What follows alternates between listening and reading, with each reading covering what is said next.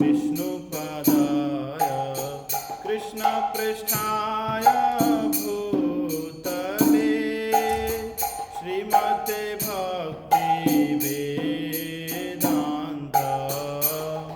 स्वामिनिति नामिने नमः। विष्णुपदाय कृष्णपृष्ठाय भूतले श्रीमते भक्तिवेदान्त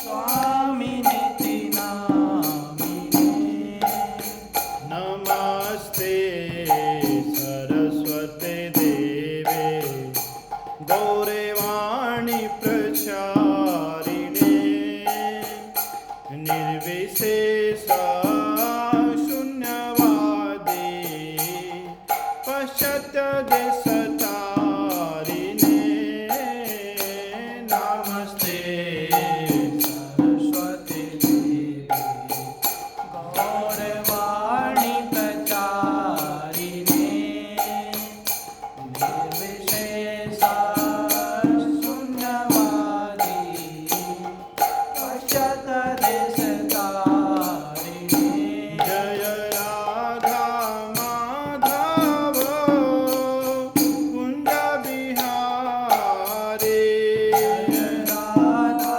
माधव कुंज विहारी गोपी जन वल्लभ गिरिवरधारी गोपी जन वल्लभ गिरिवरधारी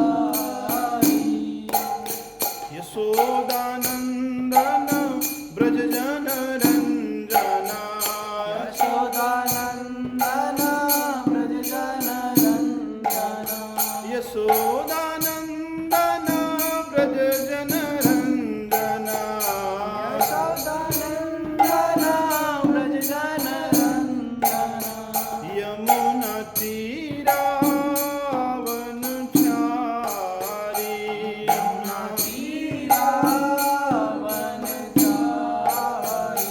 जय राधा माधव कुंज बिहारी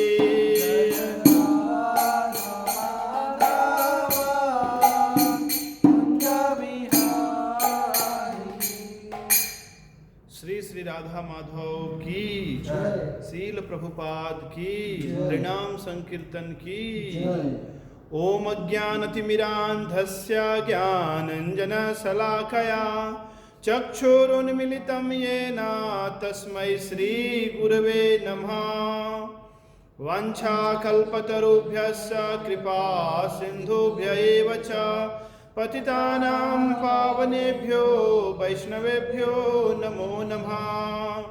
श्री कृष्ण चैतन्य प्रभु नित्यानंद श्री अद्वैत गदाधर श्रीवासादि गौर भक्त वृंदा हरे कृष्णा कृष्णा कृष्णा हरे हरे हरे राम राम राम हरे हरे।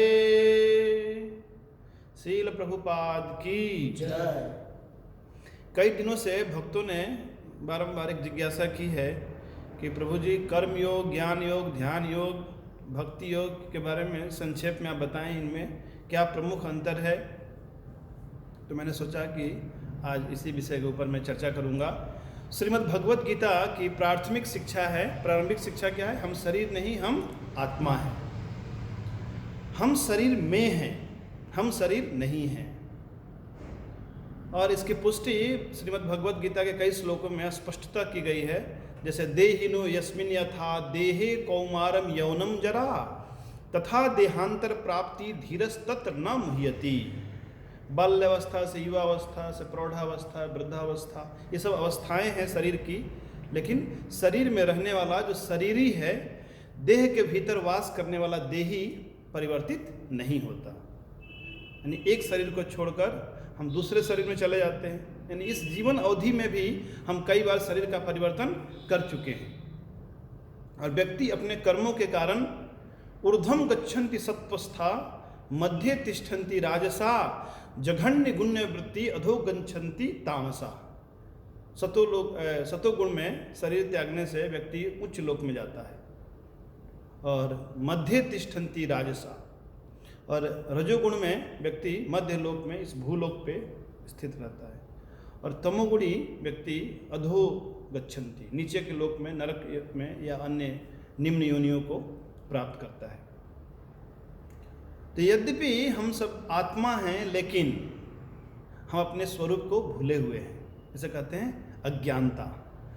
इस अज्ञानता के कारण शरीर के सुखी होने से मैं सुख का अनुभव करता हूँ, शरीर के दुखी होने से मैं दुख का अनुभव करता हूँ, शरीर का मान होने से मैं सुख का अनुभव करता हूँ, अपमान होने से मैं दुख का अनुभव करता हूँ। इस संसार में कई प्रकार के राग, द्वेष, अधिभौतिक क्लेश, आध्यात्मिक क्लेश, अधिदैविक क्लेश, इन नाना प्रकार के क्लेशों से कौन प्रभावित होता है? शरीर। लेकिन शरीर से तदात्म्य होने के कारण, मन से तदात्म्य होने के कारण आत्मा को कष्ट का अनुभव होता है। यानी कुल मिलाकर इस संसार में हर जीव दुखी है। उसके जीवन के दुख का चित्रण एक बालक के जीवन यापन से की जाती है। ऐसा बालक जो खेल कुल में बिल्कुल मशगूल है, खेल में पूरी तरह से डूब गया है, उस खेल में जीत जाता है तो नृत्य करने लगता है, हंसने लगता है, और हार जाता है तो रोने लगता है, बिलखने लगता है। लेकिन उसके पास में खड़े जो उसके माता पिता हैं, वो बोलते हैं क्यों तुम इतने उदास हो, चलो चलो समय हो गया। तो हो सकता है कि माता पिता के लिए, जो परिजन हैं उनके लिए ये गंभीर मसला नहीं है, लेकिन बच्चे के लिए बहुत गंभीर है, बच्चे के लिए बहुत महत्वपूर्ण मुद्दा है, क्योंकि माता पिता अभी परिपक्व हो गए हैं, वो ज्ञान में स्थित हैं। उसी प्रकार अज्ञानता और अविद्या के कारण हम इसी जीवन को सत्य मानते हैं, इस शरीर को ही हम अपना स्वरूप मानते हैं, जिसके परिणाम स्वरूप हम नाना प्रकार के कष्ट भोगते हैं। श्रीमद् भगवत गीता का उद्देश्य है जीव को मोह से उबारना, जीव को एक शाश्वत जीवन प्रदान करना। निर्माण मोह जितसंग दोषा अध्यात्म नित्या विनिवृत्त कामा द्वंद्वै विमुक्ता सुख दुख संगैर गच्छन्ति मूढ़ा पदम अव्ययम तत्। श्रीमद् भगवत गीता का उद्देश्य है मनुष्य जीवन को पाकर जीव, क्योंकि हर शरीर में आत्मा वही रहती है। जैसे मानो कोई जीवात्मा अपने पाप कर्मों के कारण यदि सूकर के शरीर में चली जाती है तो एक बिल्कुल सूकर जैसा उसका स्वभाव बन जाता है। एक बार ऐसा हुआ था, देवराज इंद्र ने कुछ अपराध किए थे, जिसके फलस्वरूप उनको सूकर का शरीर प्राप्त हुआ। स्वयं उनके गुरु बृहस्पति आए समझाने के लिए कि अब चलो, तुम्हारी जो सजा है वो पूरी हो गई है, सूकर के शरीर से मुक्त होकर तुम चाहो चलो स्वर्ग का राजा उस पद को संभालो। लेकिन उस शरीर में इतने आसक्त हो गए, बोले कि नहीं नहीं, मैं इतना सुखी हूँ यहाँ पर, मेरे दर्जनों बच्चे हैं, खाने पीने की अच्छी सुविधा है, हमेशा ड्रेन में पड़े रहते हैं।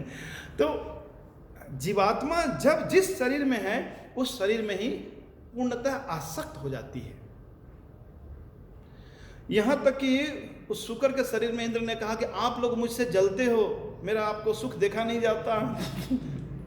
यदि भौतिक चेतना में लीन कोई व्यक्ति है, उसको यदि आध्यात्मिक ज्ञान प्रदान किया जाए कि तुम्हें शाश्वत जीवन जीना चाहिए, तुम्हें मुक्त होना चाहिए, विश्वास नहीं करता, क्योंकि मोह में पड़ा हुआ है। उस बच्चे के समान है, जैसे बच्चा खेल कूद में पूर्णतः मशगूल हो गया है, डूब गया है।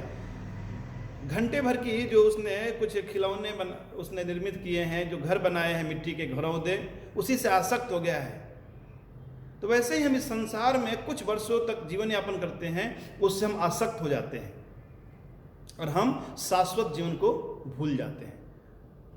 तो भगवान बारंबार अवतार लेकर आते हैं और ऐसे उपदेश देते हैं ताकि हमारा उद्धार हो सके।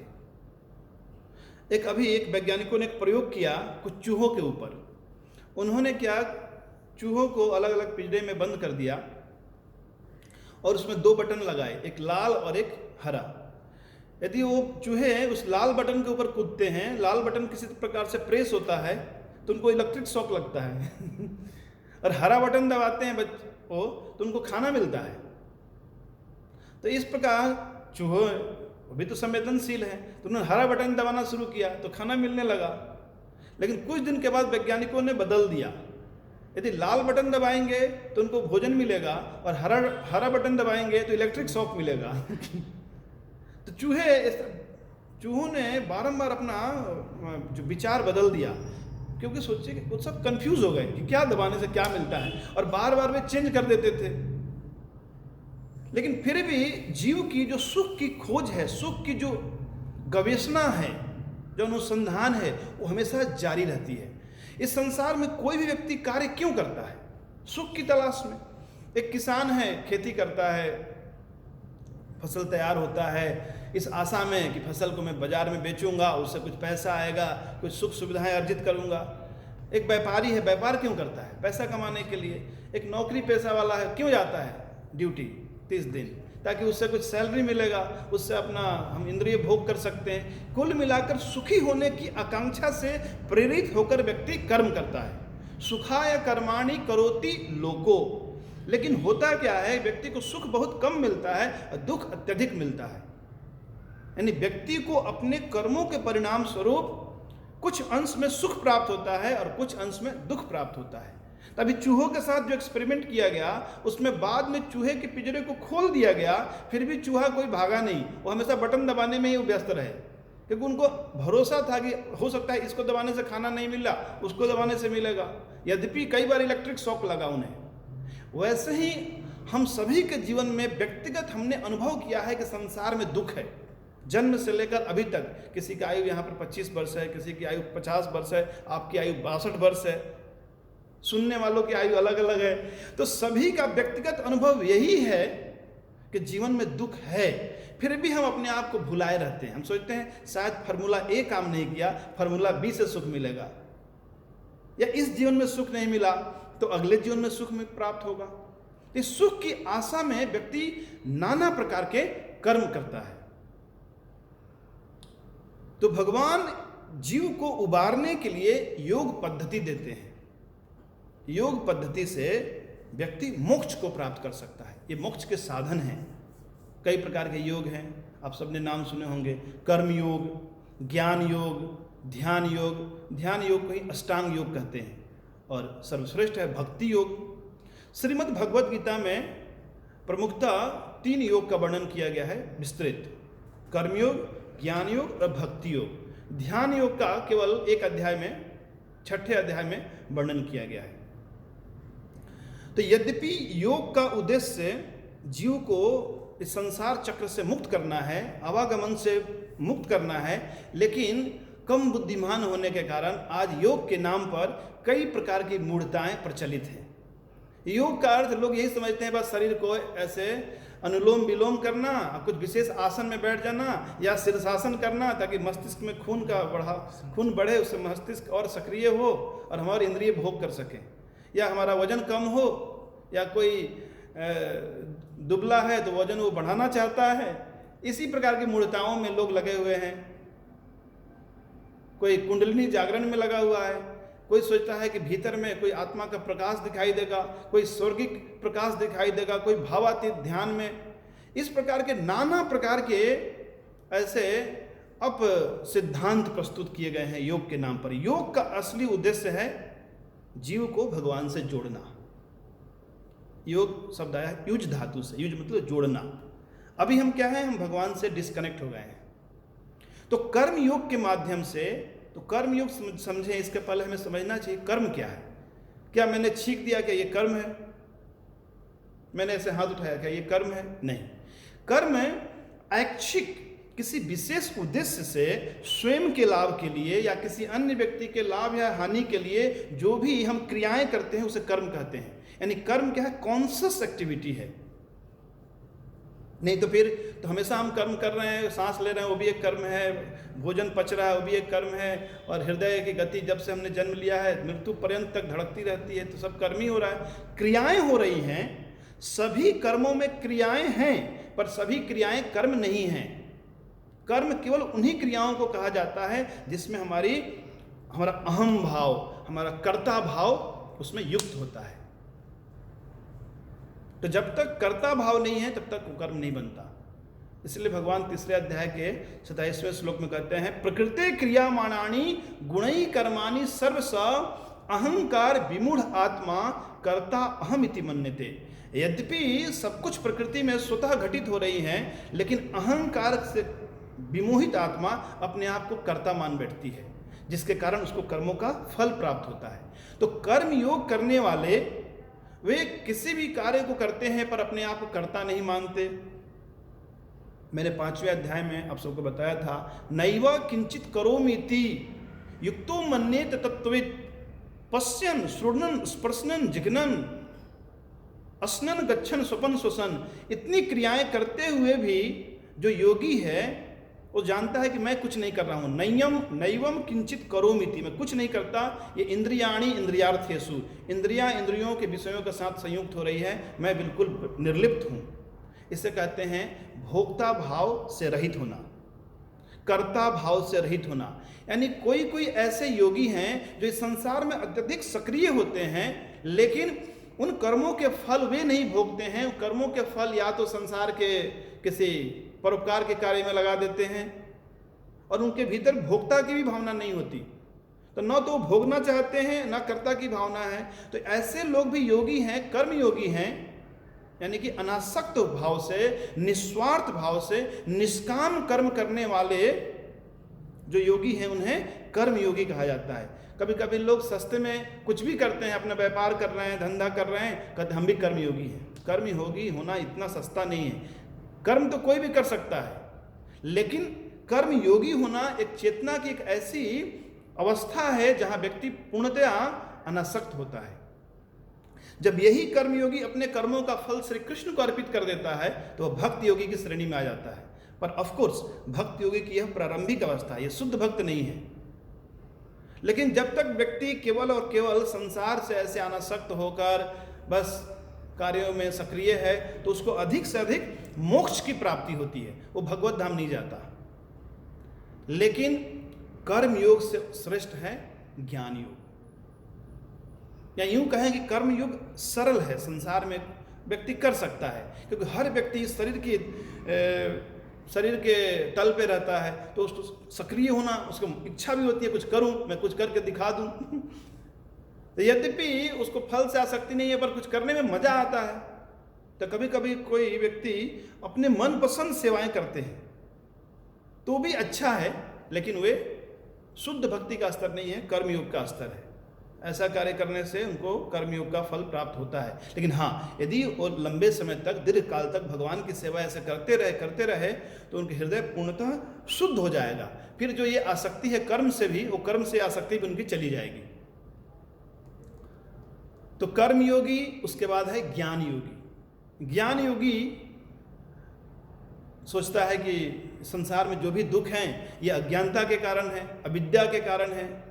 तो उन अविद्याओं को मिटाने के लिए वो बारंबार यही चिंतन मनन में लगा रहता है कि मैं शरीर नहीं, मैं आत्मा हूँ, अहम ब्रह्मास्मि, नेति नेति नेति, मैं हाथ नहीं हूँ, मैं पैर नहीं हूँ, मैं ये नहीं हूँ, मैं वो नहीं हूँ, तो फिर मैं कौन हूँ। फिर वो विचार करता है। काफ़ी मननशील लोग होते हैं, अंतर्मुखी लोग होते हैं, ये वेद का अध्ययन करते हैं, उपनिषदों का अध्ययन करते हैं।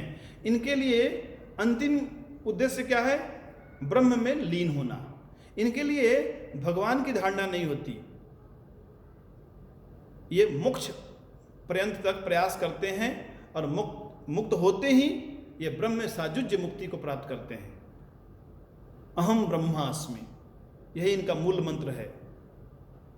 तो ऐसे ज्ञानी का मार्ग भी अत्यंत कठिन मार्ग है, इतना सरल नहीं है, क्योंकि मननशील करना होने के लिए श्रवण करना, फिर मनन करना, फिर निधि ध्यासन, वैदिक मंत्रों को ठीक ठीक उच्चारण करना, उनको समझना, साथ ही साथ ध्यान भी करना, अंदर में ऐसे कंटेम्पलेशन होता है उनका। ये सामान्य लोगों का मार्ग नहीं है।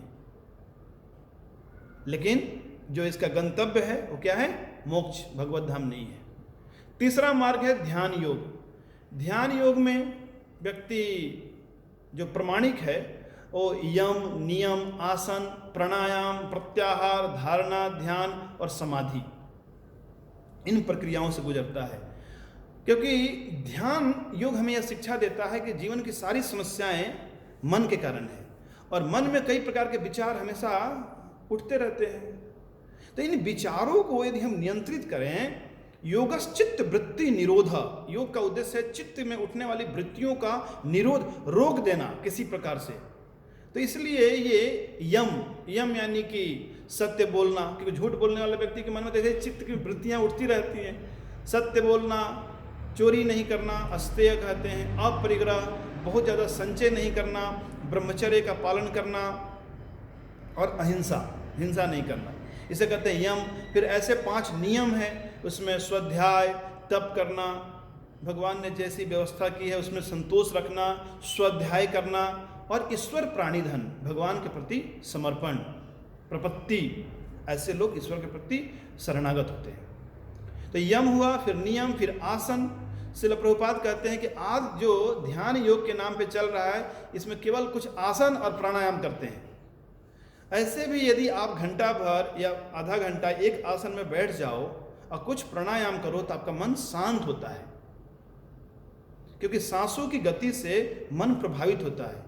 यदि हम विशेष पूरक, रेचक और कुंभक या अनुलोम विलोम ऐसे कुछ हम सांसों को एक नियमित संख्या में करते हैं तो उससे हमारा मन शांत होता है। तो वे सोचते हैं बस मन शांत हो गया यही योग है, जबकि योग की मंजिल और आगे जानी है। अभी यम, नियम, आसन, प्राणायाम, फिर ध्यान, फिर धारणा। अच्छा, उसके पहले है प्रत्याहार, अपने इंद्रियों को इंद्रियों विषयों से खींचना। श्रील प्रभुपाद कहते हैं कि शहर में रहते हैं और नॉनसेंस हर प्रकार के पाप कर्म करते हैं और कहते हैं कि हम ध्यान योग कर रहे हैं। कोई बोलता है मैं क्रिया योग कर रहा हूँ, नहीं, ये संभव नहीं है। आज के इस कलयुग में इस प्रकार हो सकता है कि कुछ लोग, कोई बिरला ही व्यक्ति किसी एकांत स्थान में रहकर सभी नियमों का पालन करे, पर सामान्य व्यक्ति इस ध्यान योग का पालन नहीं कर सकता। स्वयं अर्जुन ने अपनी असमर्थता व्यक्त की, हम 6ठे अध्याय में पढ़ेंगे। चंचलम ही मनः कृष्णा प्रमाथि बलवद दृढ़म तस्याहम निग्रहम मन्ने वायोरिव सुदुष्करम। यह मन बहुत ही हठीला है, दुराग्रही है, ऐसे मन को अत्यधिक समय तक हम बस में नहीं कर सकते। मन को एक पॉजिटिव इंगेजमेंट चाहिए। तो एनीवे, धारणा, ध्यान और समाधि की अवस्था होती है। फिर समाधि में भी पहले संप्रज्ञात समाधि, फिर असंप्रज्ञात समाधि। तो ये मार्ग भी अभी कलयुग में वैलिड नहीं है। चौथा मार्ग है भक्ति योग, जिसकी संस्तुति श्रीमद् भगवत गीता में भगवान स्वयं करते हैं। योगिनाम अपि सर्वेषां मद्गतेन अंतरात्मना श्रद्धामान भजते जो माम समे युक्त तमो मतः। ऐसा योगी जो श्रद्धा से युक्त होकर भजते कौन भजन करेगा? कर्मयोगी तो भजन नहीं करता, ज्ञान योगी तो ध्यान करता है वो ब्रह्म का, और ध्यान योगी भी भजन नहीं करता। भजन कौन करते हैं? भक्त करते हैं। यानी जो प्रभु का स्मरण करते हैं, प्रभु के प्रति शरणागत होते हैं, नाम उच्चारण करते हैं, उनका कीर्तन करते हैं, उनकी कथाओं का श्रवण करते हैं, उनकी उपासना करते हैं, आराधना करते हैं, ऐसे योगी भक्त योगी कहलाते हैं। ये भगवान के साथ अपने प्रेम का संबंध स्थापित करने का प्रयास करते हैं। अन प्रेममयी संबंधों में एक नित्य नवीन एक आनंद की प्राप्ति होती है, यानी कि प्रति क्षण वर्धमान। चैतन्य महाप्रभु कहते हैं कि पूर्णामृत स्वादनम प्रति क्षणम वर्धनम। एक प्रकार जो ब्रह्मानंद, जो ज्ञानियों का आनंद है, वो एक रस अखंड है, उसमें वृद्धि नहीं होती। ध्यानियों का बस शांति है। कर्मयोगी भी, वो भी शांति में है, क्योंकि अब कुछ पाने की स्वयं की कामना नहीं है। इसलिए श्री चैतन्य चरितामृत में कहा गया, भुक्ति मुक्ति सिद्धि कामी सकली अशांत, कृष्ण भक्त निष्काम अतेव शांत। तो भक्ति की भूरी भूरी सभी शास्त्रों में प्रशंसा की गई है, विशेष रूप से श्रीमद् भागवतम में, जहाँ पर भक्तियों में जो सर्वश्रेष्ठ हैं उद्धव को भगवान स्वयं उपदेश देते हैं और कहते हैं कि न साधयति माम योगो न सांख्यम धर्म उद्धव न स्वाध्याय तपस्त्यागो यथा भक्ति मम ऊर्जिता। जिस प्रकार मैं भक्ति से बस में हो जाता हूँ, उस प्रकार न तो मैं योग से, यहाँ योग का अर्थ है ध्यान योग, न सांख्य मीन्स ज्ञान योग, न स्वाध्याय, न तप करने से, यानी भक्ति के अलावे जितने आत्म साक्षात्कार के मार्ग हैं, योग के मार्ग हैं, उन मार्गों से भगवान इतने प्रसन्न नहीं होते जितने भगवान भक्ति से प्रसन्न होते हैं। इसलिए कहते हैं भक्त्या माम अभिजानाति, मैं भक्ति से जानने में आता हूँ। भगवान 8वें अध्याय के 14वें श्लोक में क्या कहते हैं, अनन्या चेता सततम जो माम स्मृति नित्य सह तस्याहम सुलभा पार्था नित्य युक्तस्य योगिना। मैं ऐसे भक्तों के लिए अत्यंत सुलभ हूं। आप यदि किसी व्यक्ति से प्रेम करोगे तो व्यक्ति हमेशा आपको सहयोग करेगा। अब भगवान से यदि भक्त प्रेम करते हैं तो भगवान कहते हैं क्षिप्रम भवति धर्मात्मा शश्वत शांतिम निगच्छति कौन ते प्रति जान ही न मे भक्त प्रणश्यति। स्पष्ट भगवान कहते हैं मेरे भक्तों का कभी विनाश नहीं होता, न मे भक्त प्रणश्यति। भगवान ये नहीं कहते न मे ज्ञानी प्रणश्यति, न मे कर्मी प्रणश्यति, न मे योगी प्रणश्यति। भगवान विशेष रूप से कहते हैं कि मैं भक्तों का उद्धार करता हूं और भक्तों की मैं बहुत ही सुगमता से उन्हें मैं पार कराता हूं। और ऐसे ज्ञानी जो ब्रह्म का ध्यान करते हैं, बहुनाम जन्मनाम अंते ज्ञानमान माम प्रपद्यते वासुदेव सर्वमिति स महात्मा सुदुर्लभ। अनेक अनेक जन्मों के बाद जब सच्चे अर्थों में वो ज्ञानी बनते हैं तो वासुदेव के प्रति शरणागत होते हैं। यही कारण है कि भक्ति योगी की विशेषता बताई गई है। 18वें अध्याय के 54वें श्लोक में क्या है, ब्रह्म भूता प्रसन्नात्मा न सोचती न कांक्षति समः सर्वेषु भूतेषु मद भक्ति लभते पराम। इस संसार के जो द्वंद्व है इससे मुक्त होने के बाद, ब्रह्मभूत स्थिति पाने के बाद व्यक्ति भगवान की पराभक्ति, शुद्ध भक्ति, अनन्य भक्ति में नियुक्त होता है। तो भक्ति की महिमा इस प्रकार कई शास्त्रों में बताई गई है। तो भक्ति ही इस कलयुग का सर्वश्रेष्ठ मार्ग है जिससे जन सामान्य, जो सभी लोग किसी न किसी से प्रेम करना चाहते हैं, किसी न किसी से अपने संबंध को जोड़ना चाहते हैं, तो जैसे ही जीव भगवान की ओर उन्मुख होता है, क्योंकि जीव कौन है, ममई वांसा। श्री कृष्ण कहते हैं गीता में 15वें अध्याय के 7वें श्लोक में, जीव मेरा अंश है। ममई वांसो जीव लोके जीवभूत सनातना मनस स्थानी इंद्रियाणी प्रकृति स्थानी करसती। मन समेत जो 11 इंद्रियां हैं, 5 कर्म इंद्रियां, 5 ज्ञान इंद्रियां, इससे जीव संघर्षशील है, यानी इस संसार के आवागमन के चक्र में फंसा हुआ है। तो यहां से मुक्त होने के लिए सबई पुंसा परो धर्मो जतो भक्ति अधोक्षजे अहेतुकी अप्रतिहता ययात्मा सुप्रसिद्धति। यदि कोई व्यक्ति इस प्रकार अहेतुकी बिना किसी अवरोध की भक्ति प्रारंभ करता है, उससे उसकी आत्मा प्रसन्न होती है और भक्ति करने से बाई प्रोडक्ट के रूप में उसे मुक्ति मिल जाती है। तो भक्ति का लक्ष्य मुक्ति नहीं है, मोक्ष तो उसे ऐसे ही प्राप्त हो जाता है। भक्ति का लक्ष्य है भगवत धाम, भक्ति का लक्ष्य है भगवान के साथ रहकर भगवान की प्रेममयी सेवा करना। ऐसा भक्त यहाँ तक कि मोक्ष भी नहीं चाहता। श्रीमान चैतन्य महाप्रभु कहते हैं, न धनम न जनम न सुंदरीम कविता वा जगदीश कामये मम जन्मनि जन्मनीश्वरे भवताद भक्ति अहेतुकी त्वयि। जन्म जन्मांतर वे भगवान की भक्ति करना चाहते हैं, यानी फिर से यदि आना पड़े इस संसार में कोई समस्या नहीं है, फिर से मैं भगवान की सेवा करूंगा, फिर से भगवान से प्रेम करूंगा। तो जो व्यक्ति भगवान से प्रेम करने वाला है वो तो ऐसे ही संसार के प्रभाव से मुक्त हो जाता है। इसलिए भक्तों को डरने की आवश्यकता नहीं है। तो भक्ति मार्ग सर्वश्रेष्ठ मार्ग है। लेकिन हाँ, कोई पूछ सकता है कि भगवान ने फिर भक्ति ही क्यों नहीं बनाया, इतने सारे मार्ग क्यों बनाए, एक ही मार्ग बनाते, सरल होता सबके लिए। नहीं, सभी लोग एक जैसे नहीं हैं। सभी लोगों की मानसिकता, मानसिक प्रवृत्ति अलग अलग है। कुछ लोग कर्म प्रधान प्रवृत्ति के, कर्मठ लोग हैं। वे जब तक कुछ करें नहीं तब तक उनको शांति नहीं मिलती है। और कुछ चाहते हैं संसार में कुछ करके दिखाना, तो ऐसे लोग कर्म योग में अनुरक्त होते हैं। कुछ लोग होते हैं कि विवेक प्रधान होते हैं, वे काफ़ी एनालिटिकल माइंड होता है उनका, वो शरणागत नहीं होना चाहते, भगवान के प्रेम से प्रेम नहीं करना चाहते, वो अपने अंदर ही अनुसंधान करना चाहते हैं, सत्य की गवेषणा करना चाहते हैं। तो ऐसे लोग ज्ञान मार्ग में जाते हैं। कुछ लोग होते हैं जो ध्यान करना चाहते हैं, वो लोग सिद्धियां चाहते हैं, कुछ ऐसी अणिमा लघिमा इसिता विसिता प्रकम्य काम व सहिता 8 प्रकार की सिद्धियां हैं और समाधि में रहना चाहते हैं। तो ऐसे लोग ध्यान मार्ग में जाते हैं। पर जन सामान्य के लिए भक्ति मार्ग है। इसलिए कहते हैं भगवान 11वें अध्याय के 54वें श्लोक में, भक्त्या तु अनन्या शक्या अहम एवं विधो अर्जुन ज्ञातुम द्रष्टुम च तत्वेन प्रविष्टुम च परंतप।